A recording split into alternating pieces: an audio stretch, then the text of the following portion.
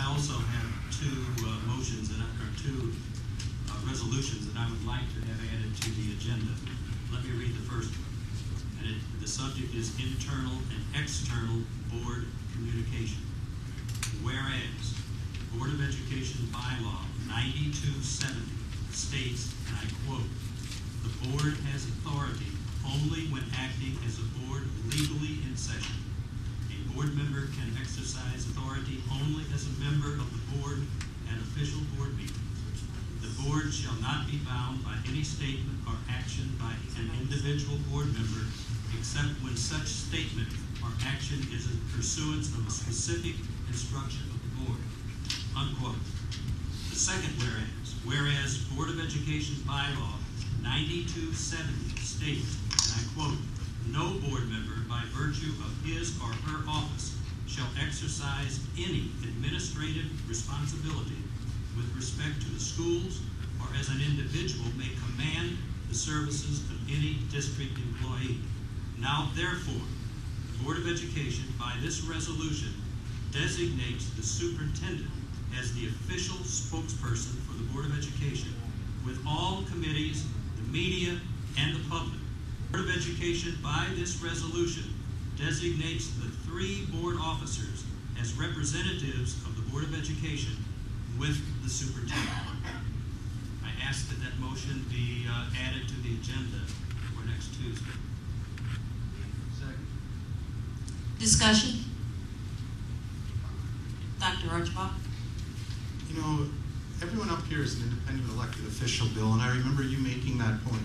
I also remember when we were in a retreat meeting where the question of whether or not you subscribed to that exact same motion was raised, and you said no, that you reserved your right as a member of this board, elected independently, to speak out on issues that you had concerns about. And I think every member of this board reserves to himself or herself that right. And I think it's high-handed of you to suggest otherwise.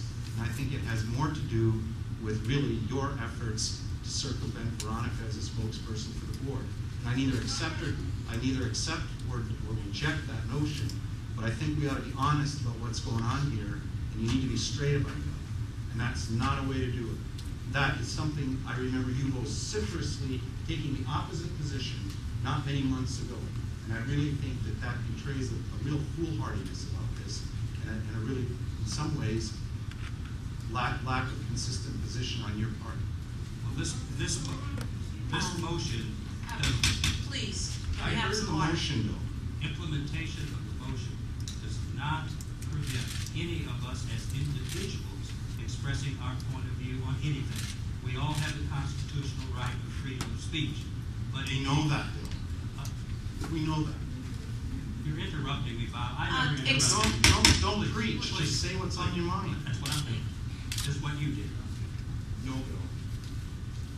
What this resolution would say is that when the official position is expressed for the St. Louis Public School District, that it comes from the superintendent of schools.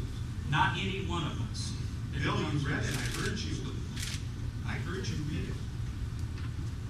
Well, then Once is enough. Then you vote no, and we'll see what happens. This is a motion to add it to the agenda. Board Member Jackson? I don't care what I was going to say. Go ahead. Call the question. Roll call. Dr. Archibald? No. Mr. Downs? Yes. Dr. Fowler? Yes. Mr. Jackson? Nope. Ms. Jones? Yes. Mr. Purdy? Yes.